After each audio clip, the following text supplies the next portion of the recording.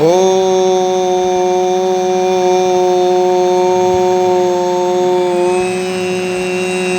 परमात्मने नमः।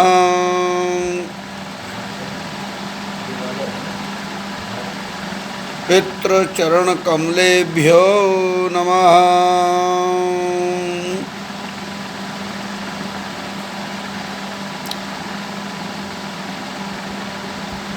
धर्म प्रेमी बंधुओं, श्री हनुमान सत्संग धाम, श्री हरि अवतार दर्शन पीठ, कृष्णा विहार, ग्वालियर, नित्य का सत्संग। भक्तों की जिज्ञासा, सर्वपितृ अमावस्या का विशेष महत्व और सूक्ष्म परिचय। वास्तव में 5 प्रकार के ऋण होते हैं मानव जीवन में, और उन 5 प्रकार के ऋणों में एक ऋण होता है पितृ ऋण। किसी दूसरे ने हमें कुछ दिया हो और हम उसके लिए कुछ करें, उसकी वापसी के लिए कोई प्रयास करें, तो उससे हम अपने ऋण से मुक्त हों। इस प्रकार की विचारधारा इसमें जुड़ी हुई है। तो संसार में शरीर से महत्वपूर्ण और कुछ होता नहीं है, और शरीर से अधिक प्रिय भी कुछ नहीं होता है। अर्थात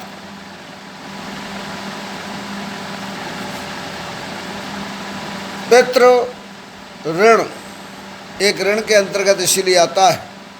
माता पिता से जो शरीर प्राप्त होता है, उससे अच्छा और हो क्या सकता है, उससे महत्वपूर्ण और हो क्या सकता है। क्योंकि शरीर है तो सब कुछ है, और शरीर ही नहीं है तो मोक्ष काहे से प्राप्त करेंगे। देह धरे को यह फल भाई, भजी राम सब काम बिहाई, साधन धाम मोक्ष कर द्वारा, जाए पाए परलोक समारा। और ये देह हमें मिली है अपने पूर्वजों से, पितरों से। ये अलग बात है कि हम और आप अपने प्रारब्ध के अनुसार कर्म भोग के लिए कर्म भूमि पर आए। सौभाग्यशाली है कि भारतवर्ष में हमारा आपका जन्म हुआ, और उसी के ऋषियों मुनियों ने वो परंपराएं, वो विज्ञान भी दिया साधना और उपासना के बाद, कि मनुष्य अपने जीवन की सफलता कैसे प्राप्त कर सकता है। नहीं तो जिनके शरीर नहीं रहता और वो मुक्त भी नहीं होते, और वे लोग जन्म भी नहीं प्राप्त कर पाते, ऐसी भी पितरात्माएं हमारे आपके जीवन में अपना प्रभाव डालती हैं। ज्योतिष में उसी को कालसर्प की श्रेणी से दृष्टित दृश्य के रूप में, एक दृष्टि के रूप में परिलक्षित किया जाता है। तब लोग कालसर्प योग के नाम से पितृ शांति, ग्रह शांति आदि का साधन अपनाते हैं। लेकिन ऋण इसलिए है कि जो शरीर क्रमशः प्राप्त हुआ है एक दूसरे को, परबाबा, बाबा, पिता,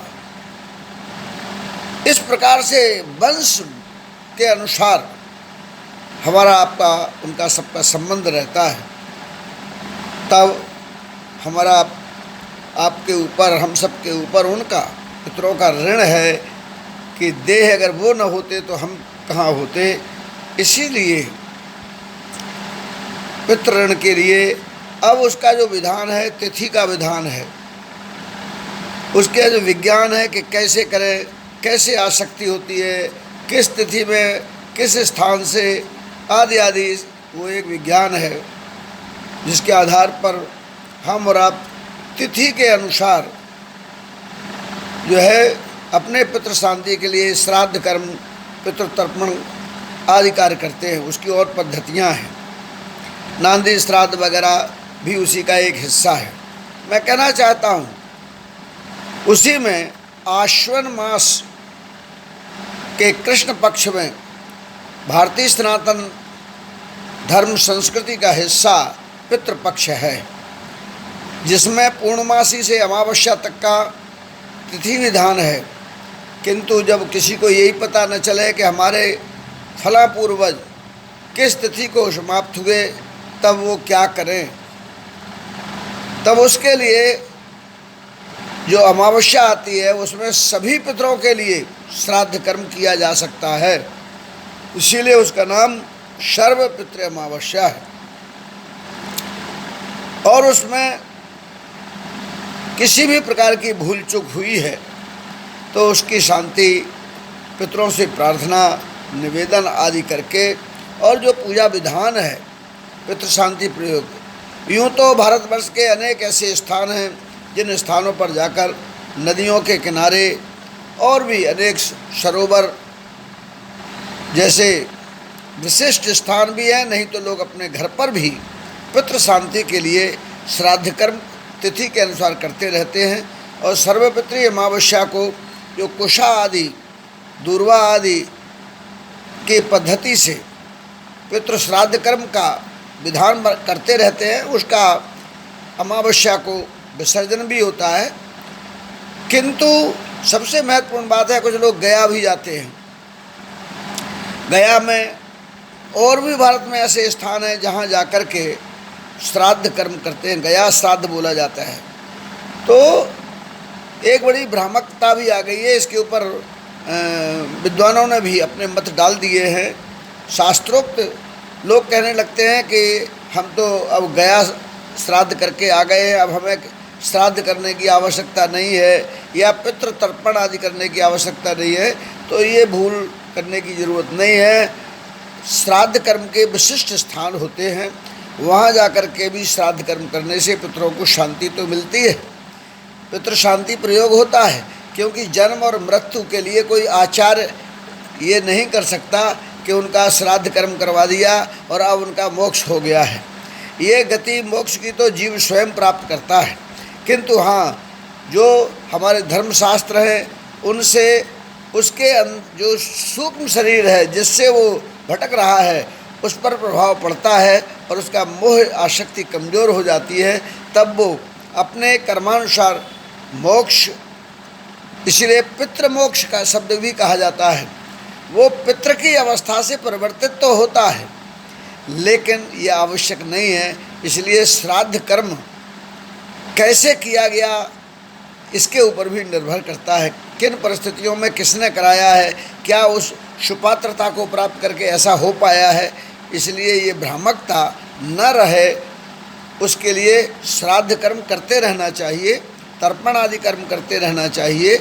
और अगर कभी कुछ न कर पाए तो हमारे ऋषियों ने इसीलिए सर्वपितृ अमावस्या के बारे में विधान बनाया है कि कोई तिथि याद नहीं है, कोई श्राद्ध कर्म नहीं कर पाए तो कम से कम सर्वपितृ अमावस्या को अपने पितरों के लिए, उनकी शांति के लिए, पितृ मोक्ष अर्थात वो इस अवस्था से मुक्ति प्राप्त करें और आसक्ति उनकी न रहे और वो अपने कर्मानुसार अपने स्वरूप को आगे बढ़ाएं। इसीलिए सर्वपितृ अमावस्या पर सभी पितरों का पूजन आदि करके पितृ शांति के ऋण से मुक्त होने के लिए प्रयास तो किया ही जा सकता है। इसीलिए सर्वपितृ अमावस्या का बड़ा महत्व होता है। और उसी के उपरांत फिर नवरात्रि प्रयोग प्रारंभ हो जाते हैं, जहाँ से शक्ति साधना, पितृ पूजन होने के उपरांत मनुष्य के अंदर की, सृष्टि के अंतर्गत की, प्रकृति के अंतर की जो शक्ति है वो चैतन्य हो, जागृत हो, उसके लिए नवरात्रि का विधान भारतीय संस्कृति का हिस्सा बनता है। मैं कहना चाहता हूँ इस प्रकार से आगे आने वाली सर्वपितृ अमावस्या इस वर्ष 21 सितंबर को है। 21 सितंबर को श्री हनुमान सत्संग धाम, श्री हरि अवतार दर्शन पीठ, कृष्णा विहार, ग्वालियर हर वर्ष की भांति अपने आश्रम एकादश रुद्रपीठ भारत मातापुरम हरिद्वार उत्तराखंड में पितृ शांति प्रयोग के लिए भक्तों को लेकर जो है वहाँ पहुँचने के लिए पितृ शांति के विशेष प्रयोग करवाने के लिए कृत संकल्पित है। इसीलिए पितृ शांति प्रयोग हो, नांदी श्राद्ध आदि हो, जो विधान हैं वो सब वहाँ नारायण बलि आदि के साथ भी किए जाएंगे। श्री हनुमान सत्संग धाम के इस पावन कार्यक्रम में, पावन मैं इसलिए कह रहा हूँ कि पितृ कितना बड़ा यज्ञ कोई करा रहा हो, लेकिन नांदी श्राद्ध इसीलिए किया जाता है, पहले उनकी पूजा करो, उसके बाद चाहे कैसा देव यज्ञ करवाइए। इसीलिए सर्वपितृ अमावस्या को हनुमान सत्संग धाम के द्वारा अपने निजी आश्रम एकादश भावमतापुरम हरिद्वार में गंगा के तट पर यह आयोजित किया गया है। आइए, मैं सभी को सादर आमंत्रित करता हूं और इस कार्यक्रम में हरिद्वार में चलकर सम्मिलित हो सकते हैं। विशेष संपर्क करना चाहते हैं और जानकारी चाहते हैं तो मेरा मोबाइल नंबर है 9827071716। एक बार पुनः रिपीट करता हूँ, मोबाइल नंबर 98-270-71-71-6। बहुत बहुत शुभकामनाएँ, बहुत बहुत बधाई।